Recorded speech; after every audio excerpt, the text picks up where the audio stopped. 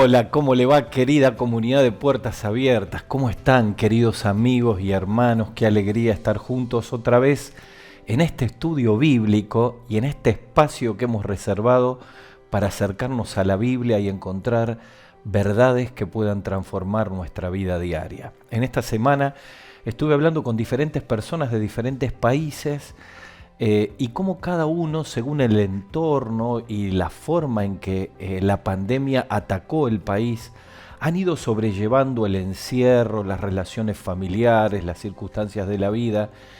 Y saben, es increíble cómo han quedado al descubierto en esta cuarentena, en este coronavirus que ha puesto a toda la humanidad en una situación que ni lo hubiéramos imaginado. Podemos descubrir cómo cada uno de los cristianos, en medio de circunstancias difíciles, en medio de conflictos familiares, en medio de enfermedades, hemos aprendido en nuestra relación con Dios a aferrarnos a Dios y su palabra para poder enfrentar este momento difícil. Y saben que nuestro tema, nuestra serie que estamos desarrollando en este estudio bíblico, la hemos titulado Valores que fortalecen mi fe. Y de esto se trata, que en medio de la experiencia de la vida podamos tomar la palabra de Dios y aplicarla a nuestra vivencia con fe y experimentar por el poder del Espíritu Santo esa fortaleza que naturalmente no tenemos, esa asistencia de parte de Dios que no la podemos generar nosotros. Es eso maravilloso que puede vivir una persona muy sencillita cuando se encuentra con Jesucristo como Salvador y Dios comienza a vivir en él. Y hemos titulado Valores que fortalecen nuestra fe y estamos estudiando la segunda carta del apóstol Pedro y en el capítulo 1 estamos viendo 7 recursos, 7 valores que fortalecen nuestra fe. Si usted no pudo ver la clase anterior, si vos no pudiste verla, te animo a que busques en nuestro canal de YouTube y ahí vas a encontrar el primero de los recursos, que es la excelencia. ¿Y de dónde salen todos estos recursos y estas virtudes? Bueno, de la segunda carta de Pedro, que voy a invitar a que busques en tu Biblia o vayas a tu dispositivo móvil, ahí vas a encontrar seguramente alguna de las aplicaciones donde está la Biblia. Y en segunda Pedro, capítulo 1, versículo 3, dice así: como todas las cosas que pertenecen a la vida y a la piedad nos han sido dadas por su divino poder, mediante el conocimiento de aquel que nos llamó por su gloria y excelencia, por medio de las cuales nos ha dado preciosas y grandísimas promesas, para que por ellas llegasteis a ser participantes de la naturaleza divina, habiendo huido de la corrupción que hay en el mundo, a causa de los deseos, la concupiscencia, vosotros también poniendo toda diligencia por esto mismo, y aquí vienen los 7 valores que transforman nuestra fe, que fortalecen nuestra fe. Dice Pedro, añadid, este verbo es fundamental porque tiene que ver con la parte que ponemos nosotros, añadid a vuestra fe virtud. La palabra es excelencia, la misma que está en el versículo 3. A la virtud conocimiento, hoy vamos a ver este segundo, conocimiento que transforma. Al conocimiento dominio propio, al dominio propio paciencia, a la paciencia piedad, a la piedad afecto fraternal, al afecto fraternal amor, porque si estas cosas están en ustedes y abundan, no los dejará estar ociosos y sin fruto en cuanto al conocimiento de nuestro Señor Jesucristo. Esta serie que hemos titulado Valores que fortalecen mi fe, comienza el apóstol Pedro, lo hemos dicho la clase pasada, hablando de una salvación tan preciosa como la de ustedes, como queriendo decir, miren, no hay diferencia entre un apóstol, entre un pastor, entre un predicador y el creyente más sencillo. La salvación, la fe que es dada, es concedida por Dios, está al alcance de todos. Y hablábamos en la clase anterior de que era una fe inclusiva, invalorable, inmerecida, pero también intencional. ¿Y por qué hablamos de esto? Porque precisamente esa fe maravillosa que solamente viene de parte de Dios es lo que nosotros no podemos alcanzar. Nadie se puede salvar a sí mismo, nadie puede llegar al cielo por sus propios medios, nadie puede producir cambios transformadores en su carácter, nadie puede dejar por sí mismo aquellas pasiones que nos gobiernan y que arruinan tanto nuestras relaciones interpersonales. Ahí hay una obra maravillosa de Dios. Y por eso habla de que Dios nos ha dado todas estas bendiciones. Y es interesante porque en el versículo 4 dice que todas estas promesas que Dios nos ha dado son para participar nosotros de la naturaleza divina. Y otro concepto revolucionario que está en esta carta de Primera Pedro y que nos ayuda a entender un poquito cómo funcionan estos recursos que vienen del cielo en la parte que le toca a Dios y en la parte que nos toca a nosotros. Piensen un minutito lo que les voy a decir. Dice Pedro que por nosotros hemos recibido estas grandiosas promesas para que lleguemos a ser, tome la frase, participantes de la naturaleza divina. Debemos enfatizar aquí que lo que el apóstol Pedro está diciendo no es que nosotros nos convertimos en Dios cuando nos salvamos. No participamos de la esencia de Dios, participamos de la naturaleza de Dios. Cuando uno habla de la esencia, habla de los atributos que no son comunicables de parte de Dios. Nosotros no somos eternos como Dios porque nos vamos a morir, no somos omnipresentes porque no podemos estar en todos lados, no somos omnisapientes porque no sabemos todas las cosas. Estos son atributos exclusivos de Dios. Pero cuando dice que nos participa de la naturaleza divina el día que le recibimos como Salvador, nos está diciendo que hay parte de Dios que sí nos comunica. Por ejemplo, cuando uno recibe a Cristo y comienza a tener esta relación personal con Él, empieza a cambiar nuestra manera de pensar. Antes pensábamos de acuerdo a todo el sistema de donde vivíamos. Ahora la palabra de Dios fue quitando las ideas equivocadas, poniendo las ideas de la palabra de Dios, y entonces dice la Biblia que empezamos a tener y a experimentar la mente de Cristo. Pensamos como el Señor. También esta naturaleza divina tiene que ver con amar lo que Dios ama. Y dice la Biblia en Romanos capítulo 5 que el amor de Dios ha sido derramado en nuestros corazones por el Espíritu. Así que tenemos una capacidad para amar lo que nos cuesta amar, perdonar lo que nos cuesta perdonar, y entonces hay una transformación profunda en nuestra vida. Pero también esta naturaleza divina nos permite que podamos obedecer y orientar la vida hacia los propósitos de Dios cuando naturalmente queremos ir en contra de los propósitos de Dios. A ver, para que lo entendamos, un ejemplo práctico. En el grupo pequeño, una querida nueva hermana en la fe dice, yo voy viendo cómo esto de la naturaleza divina va apareciendo en mi vida. Para mí era muy común decir malas palabras, insultar. Para mí me era muy común no pedir perdón y esperar que las cosas se acomoden solas. Pero ahora tengo el Espíritu Santo adentro. Ahora la palabra de Dios empieza a hablar a mi vida. Ya me siento incómoda, así que trato de cuidarme y ya no digo malas palabras, o por lo menos no digo tantas. Ya trato de pedir perdón y voy viendo la transformación interior. ¿Cómo funciona esto? Hay una parte que le toca a Dios y una parte que nos toca a nosotros. Piensa en los encuentros de Jesús con las personas. ¿Se acuerda de la alimentación a los 5.000? Ahí vino una parte que le tocaba a las personas. Trajeron los 5 panes y los 2 peces. La multiplicación, lo imposible, lo hizo Dios. ¿Se acuerdan aquel enfermo en Marcos capítulo 2 que bajaron por el techo? Aquellos 4 que viendo la multitud y que no podían llegar hicieron un esfuerzo. Eso es lo que nos toca a nosotros. Lo subieron arriba al techo plano, hicieron un agujero, lo bajaron en una soga, pero para que camine a eso le tocaba a Dios. La resurrección de Lázaro quizás es el ejemplo más gráfico. Los hombres pudieron correr la piedra, pudieron quitar los lienzos, pero la resurrección le tocaba a Dios. Y aquí Pedro está diciendo más o menos lo mismo. Miren, estos valores que vienen del cielo, el poder del Espíritu Santo va a hacer lo que a ustedes les faltan. Te va a liberar de un pecado que te ata, te va a transformar, te va a ayudar a perdonar, va a hacer obra en tu vida, pero hay una parte que tenés que poner vos. Por eso él dice, añadid a vuestra fe, y está el listado de los 7. Añadid a vuestra fe virtud, excelencia, a la excelencia conocimiento, al conocimiento dominio propio, etcétera, etcétera. Y están los 7 valores que estamos desarrollando en este estudio. ¿Por qué esto de las listas? Porque era muy común en los tiempos del Imperio Romano hablar acerca de listas. Tenemos que entender que los libros eran para pocas personas.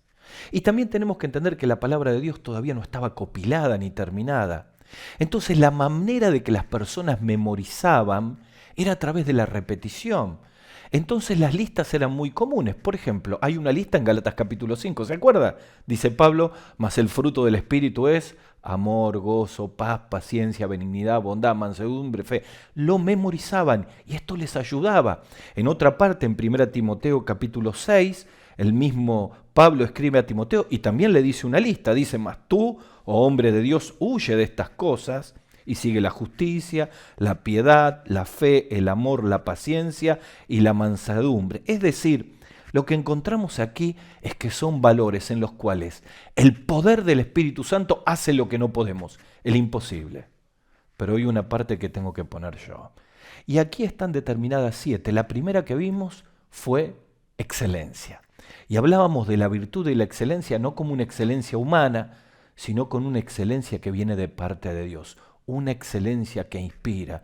Y hablamos de 3 aspectos de esa excelencia. En primer lugar, de una excelencia con propósito. La verdadera excelencia no está en realizarnos a nosotros mismos, aunque tenemos que ser los mejores en el trabajo, en la profesión y ser cristianos de excelencia, sino que la excelencia pueda mostrar que hay cambios en nuestra vida, la excelencia de Dios. Hablábamos de una excelencia productiva en nuestra clase anterior, es decir, una vida excelente es una vida que da fruto. Un cristiano que recibe a Cristo como Salvador y nunca comparte el Evangelio, nunca discipula una vida, nunca ayuda a nadie, es un cristiano sin frutos, y el concepto de Jesucristo es que Él nos salvó para que llevemos muchos frutos. Así que este es un tiempo para acomodar la vida en esa excelencia, pero también hablábamos con una excelencia que tiene que ver con pasión.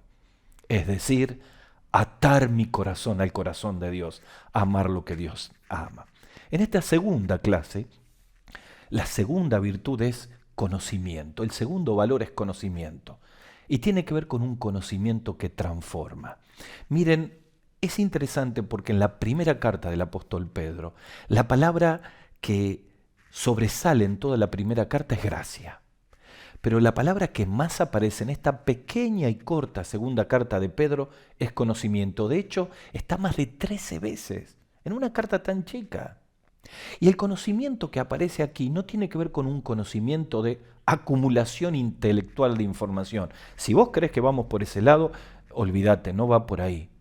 El conocimiento del cual habla Pedro como una virtud que tenemos que incorporar tiene que ver con lo que significa la palabra en sí misma, una profunda relación con el Señor. Es una relación que transforma.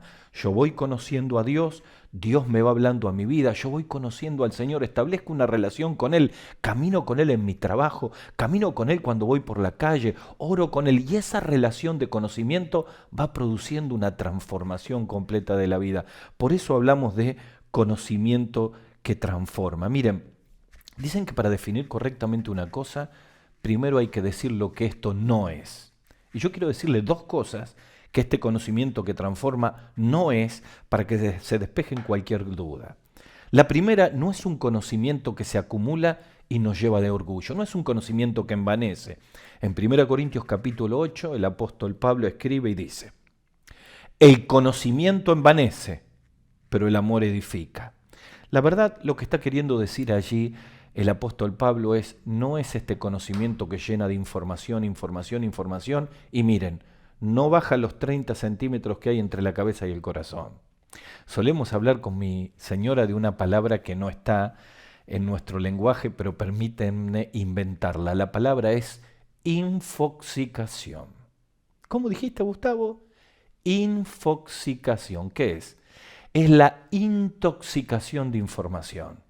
Es tanta información acumulada, pero que no produce ningún tipo de cambio. Y a veces nosotros creemos que conociendo mucho de la Biblia, que es una bendición, conociendo mucho de los idiomas originales de la Biblia, que nos amplían muchísimo la cabeza, entonces yo voy a poder ser un cristiano que agrada a Dios. Mira, si todo ese conocimiento no baja el corazón, es un conocimiento que envanece, que te llena de orgullo, que nos hace pensar cuánto sé, cuánto conozco de la Biblia. El conocimiento que transforma es otra cosa. En un campamento hablaba con una querida joven que decía: miren, he escuchado muchas veces a mi padre hablar del perdón, pero solo escuché una sola vez en la vida que nos pida perdón. ¿Para qué sirve toda una teología del perdón si no aplicamos con la esposa? Papás, si no lo aplicamos con los hijos. Mamás, si no lo aplicamos con nuestros propios seres queridos. ¿De qué nos sirve hablar de tantos conceptos de la Biblia si cuando llegamos a casa no lo vivimos? El conocimiento que transforma no es un conocimiento que envanece, pero el conocimiento que transforma tampoco es infructuoso. El último versículo que leímos es: si estas cosas permanecen en ustedes, no los va a dejar en una actitud infructuosa, sin frutos, Respecto al conocimiento de nuestro Señor Jesucristo, ¿qué te está queriendo decir? Está queriendo decir que cuando el conocimiento que transforma llega a la vida, cuando hay una relación transformadora con Jesucristo, tengo que cambiar las cosas con las cuales peleo y peleo toda la vida. Y ahí viene la pregunta práctica. ¿Con qué estoy luchando? ¿Cuáles son aquellas cosas en las cuales Dios no está pudiendo hacer el cambio porque no estoy teniendo una relación profunda con Él? Cuando Esteban da aquel discurso maravilloso en Hechos capítulo 7, versículo 51, les dice a los judíos que lo escuchaban: ustedes saben un montón de cosas de la ley, pero no la bajan al corazón. Y le dice: tercos, duros de cerviz, torpe de oídos, dice la Nueva Versión Internacional. Ustedes son iguales a sus antepasados porque resisten al Espíritu Santo. Y yo me quiero detener aquí en algo práctico, ya entrando en el conocimiento que transforma. ¿Qué es aquello que estamos resistiendo al Espíritu Santo de Dios? ¿Qué verdad en nuestra relación con Jesucristo estamos recibiendo y estamos postergando?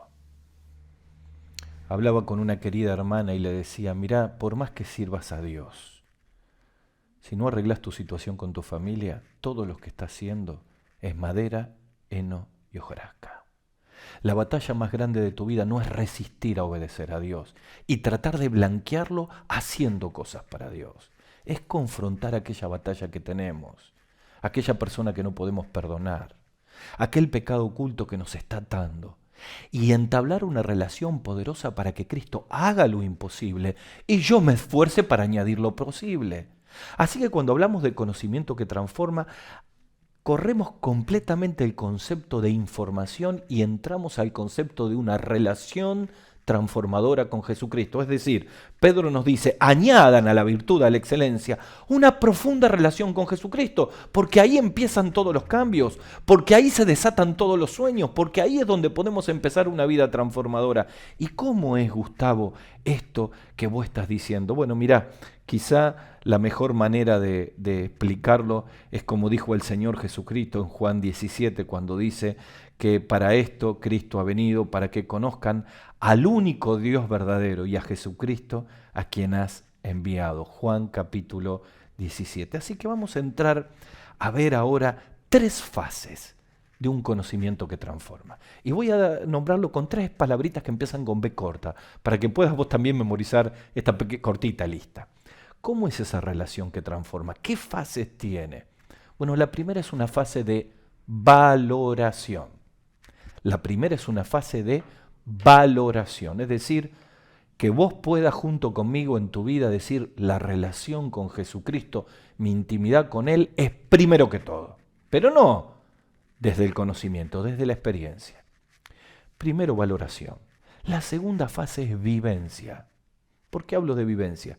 Porque esas verdades que voy descubriendo del Señor Jesucristo me tienen que llevar a experimentar en mi trabajo, en mi relación matrimonial, en mi relación con mi familia y en mi relación con mis recursos, vivencias espirituales transformadoras.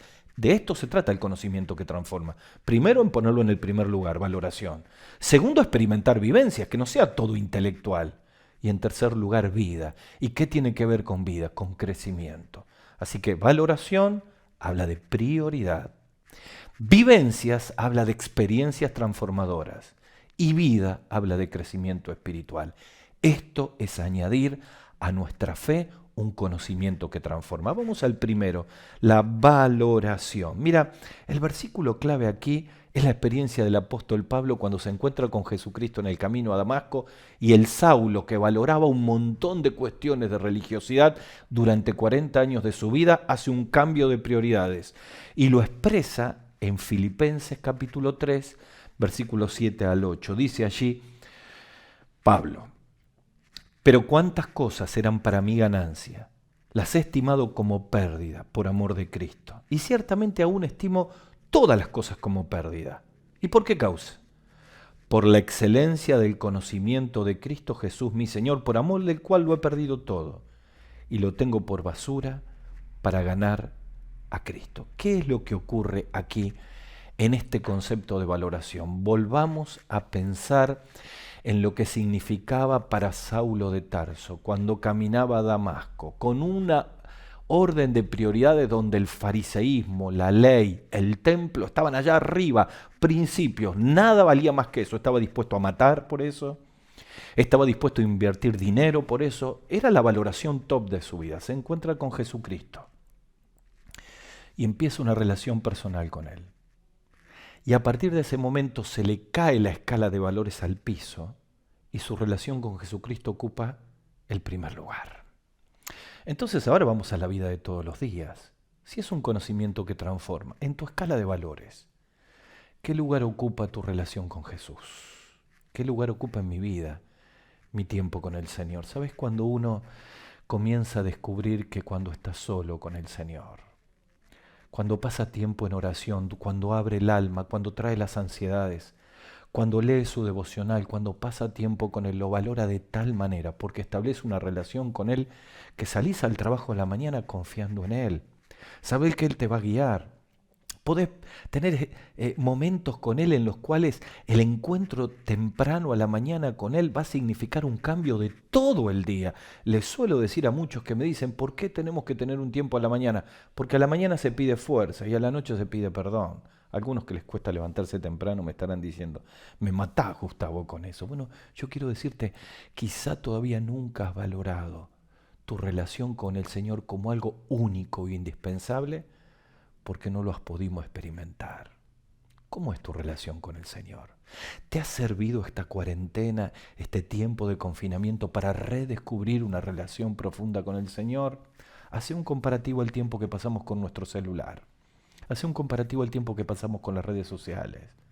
Hace un comparativo al tiempo que pasamos mirando videos y el tiempo que pasamos con el Señor. Es desproporcional. Necesitamos entender que la valoración pasa porque cuando vos descubrís la relación con Cristo, decís como el salmista en el Salmo 42, como el ciervo brama por las corrientes de las aguas, así yo, Señor, clamo por tu presencia. Más conozco de su palabra, más pienso como Él. Es como que las palabras del Sermón del Monte, cuando Jesús dice, más ahora yo os digo, comienzan a hacer algo realidad en su vida. Miren, tenemos que entender que el conocimiento que transforma tiene que ver con una relación que yo voy caminando con el Señor. No sé cuántos de ustedes han podido ver en la aplicación de sus teléfonos la serie The Chosen, en inglés, Los Elegidos. Son 7, 8 capítulos, no más, están haciendo los próximos. Y realmente para mí ha sido maravilloso porque veo lo que significa el caminar de Jesús con los discípulos, relación que transforma. Y en esto de valoración, Pedro comienza a mostrarse como alguien que comienza a valorar profundamente el caminar con Jesús. Y en una parte cuando llama a Mateo, allí en Mateo capítulo 9, dice, ¡Hey, Señor, hey, es un fariseo! ¿Cómo va a caminar con nosotros? Jesús le dice, sígueme. Y a partir de ese momento, él comienza a ver cómo Mateo, que era un hombre ambicioso, es cambiado. Pedro, que es un hombre impulsivo, es cambiado. ¿Por qué? Porque comienzan a valorar la relación con Jesús por encima de todas las cosas. Déjame decirte, antes de pasar al segundo punto, cuando perdemos la valoración suprema de nuestra intimidad con Dios y priorizamos otras cosas antes de conocerle, nos empezamos a enfriar, nos empezamos a apagar, nos llenamos de religiosidad y nos convertimos en profesionales de la obra cuando le servimos. Lo peor de todo, nos quedamos solos. Yo no sé cómo ha sido tu relación en este tiempo de coronavirus, pero quiero animarte a que lo pongas primero en la lista y que después de este encuentro vayas y digas, Señor, nada va a ser más importante que conocerte en la intimidad, aunque esto significa un esfuerzo de levantarme más temprano, de apagar el celular, de pasar tiempo con Él. Pero en segundo lugar, a la fase de la valoración pasa la fase de la vivencia. ¿Qué es vivencia? Vivencia son experiencias transformadoras en la vida real. Y esas experiencias tienen que ver con las pruebas de la vida, tienen que ver con los momentos de oración y las respuestas que Dios me da. Es decir, este conocimiento con el Señor comienza a llevar a las situaciones de todos los días. Es en la familia cuando nos ponemos de acuerdo con un motivo de oración y Dios nos contesta, y los chicos empiezan a descubrir que Dios es real. Es enfrentarlo en medio de una prueba, de una enfermedad, y aunque la respuesta de sanidad no venga, ojalá que venga, pero si no viene, yo recibo la fortaleza en una vivencia espiritual. Es poder sobreponerme a una situación difícil de la vida. Job en el capítulo 42 Miren, la historia de Job es increíble, pierde todo, se queda solo, pierde la familia. Al final en el capítulo 42 Dios le devuelve los hijos, Dios le devuelve la familia y Dios le multiplica todos los bienes. Pero la prueba que pasó, la enfermedad que tuvo, la angustia, el deseo de morirse. Pero en el capítulo 42, cuando todavía no había sido sanado, pero había tenido un encuentro transformador en el capítulo 38, cuando Dios habló. Y se da cuenta que la prueba que vive es la gran puerta, el gran portal para descubrir una relación profunda y transformadora, el conocimiento que transforma. Él concluye, capítulo 42, versículos 3 al 5, diciendo, ¿quién es el que oscurece el consejo sin entendimiento? Yo hablaba de lo que no entendía, dice Job, cosas demasiado maravillosas para mí que yo no podía comprender. Oye, te ruego y hablaré, le dice a Dios. Te preguntaré y tú me enseñarás. Relación. De oídas te había oído, pero ahora mis ojos te ven. Saben que en el idioma griego hay dos palabras para conocimiento. La primera tiene que ver, es una palabrita sencillita, yo nunca digo las palabras en griego, pero esta es Sofía, es un nombre, quiere decir sabiduría, aparece mucho en la Biblia, está ligado con la palabra de Dios. ¿Qué quiere decir? Que es importantísimo que uno pueda conocer verdades de la palabra de Dios, porque tienen tanta sabiduría práctica para la vida. Les suelo decir a las personas que estoy discipulando, en la Biblia están las mejores leyes laborales, en la Biblia están los mejores principios de relaciones interpersonales, en la Biblia están los primeros principios de administración, en la Biblia están los consejos para la relación conyugal. La Biblia es un manual de vida. La sofía, la sabiduría de la Biblia, tiene que ver con el conocimiento que yo voy adquiriendo en mi relación personal con el Señor y voy cambiando todos los pensamientos equivocados. Pero hay una segunda palabra, que es la que aparece aquí en 2 Pedro, que tiene que ver con la capacidad de aplicar esas verdades a los momentos específicos de la vida. Ahora te lo hago bien sencillo. Te levantaste a la mañana y no sabes lo que va a pasar a mediodía. No vas a ver la prueba que vas a tener, la mala noticia que te va a llegar, la prueba que vas a tener, la tentación que te va a sorprender. Sin embargo, a la mañana, cuando pudiste tener sofía, sabiduría, tenés ahora la capacidad para aplicarla. Esto me dijo Dios. Esta es la verdad. Ahora es el momento de aplicarla. Y tenés victoria sobre el pecado. Y decís, amén, aleluya. Y tenés victoria sobre un resentimiento y un rencor. Y tenés victoria para perdonar. Porque la relación con Jesucristo te va cambiando y te va transformando. La vida cristiana no ocurre por una generación espontánea. Es el resultado del poder dinámico de Dios obrando en mi vida y una parte que yo tengo que poner. Acordate, lo imposible le toca a Dios y lo posible nos toca a nosotros. Vivencias espirituales. ¿Cuánto hace que no tenés una vivencia transformadora? Lo he comentado en algunas prédicas. Esta cuarentena, este coronavirus, sobre todo los primeros 50 días, donde prácticamente no pudimos salir a trabajar, donde estuvimos en fase 1, fueron los momentos más transformadores. Recorrí con el Señor los profetas menores y Dios me habló a mí. Sentí que trataba con mi orgullo, sentí que trataba con mi individualismo, sentí que trataba con mi ansiedad. Quedó el verdadero Gustavo al descubierto. Y en esa relación transformadora tuve vivencias tremendas, en las cuales pude conocer cómo la palabra de Dios me traía paz en medio de la ansiedad, cómo la palabra de Dios me traía quebranto en medio del orgullo, cómo la palabra de Dios me desafiaba. Por eso hablo de conocimiento que transforma, porque lo tenés que poner en primer lugar, es la primera fase en valoración, pero en segundo lugar hay que experimentar una vivencia. Y voy a la tercera fase y termino. La tercera fase tiene que ver con vida. ¿Y por qué decimos vida? Porque cuando hay vida, hay crecimiento. Este conocimiento que transforma genera, como cualquier persona que nace, una reproducción de células que trae crecimiento. Y allí ese crecimiento espiritual lo que hace es multiplicar frutos en nuestra vida. Vuelvo al versículo 8 que habíamos dicho. En el versículo 8 Pedro dice que esta fe y la aplicación de todos estos recursos, en especial ahora el conocimiento que transforma, no los va a dejar estar ociosos y sin fruto en cuanto al conocimiento de nuestro Señor Jesucristo. Termino trayendo una de las informaciones que llega de los Estados Unidos, el debate que hay entre el presidente Trump y algunos gobernadores demócratas, y Trump le dice, abran las iglesias porque es un servicio esencial, porque tiene que ver con la oración de las personas. Y algunos gobernadores que no, y allí sobre todo en California hay pastores que han logrado el permiso, y parece que todo tiene que ver con abrir la iglesia, y por supuesto que todos anhelamos poder volver a congregarnos, cantar, abrazarnos y dar gloria a Dios. Pero quiero decirte algo, el conocimiento que transforma no tiene domicilio en la iglesia, tiene domicilio en la intimidad de tu casa, en tu tiempo solo con el Señor, a donde vos le tenés que dar la primero de todos los lugares para que tenga prioridad. ¿Sabés? El conocimiento que transforma tiene que ver con experiencias que tenés que vivir de lunes a domingo en el trabajo, cuando salís a comprar. Y tiene que ver con vida, porque tiene que ver con frutos. ¿A cuántas personas le compartiste a Cristo en esta cuarentena? ¿Cuántos posibles discípulos pudiste hacer en tu trabajo? ¿Le has pedido a Dios? A Dios esa es una vivencia que transforma. Quiere decir que hay que cambiar completamente la manera de pensar y decir, hasta que los templos se abran, hasta que las iglesias se abran, ¿qué hacemos? ¿Cristianismo en modo pausa? No, tenemos que ser presentes, pero todo empieza y termina en nuestro conocimiento que transforma la intimidad con Dios. Así que la reflexión es, Iglesia de Jesucristo, queridos hermanos, necesitamos añadir una relación transformadora con Jesucristo. ¿Quiénes la tienen? Profundicélo más, pero quienes nunca lo han hecho o tienen una vida pobre, este es el momento para pedirle perdón al Señor y decirle, Señor, no quiero ser como Felipe. ¿Te acordás? Felipe le preguntó al Señor en Juan 14, Señor, muéstranos el camino.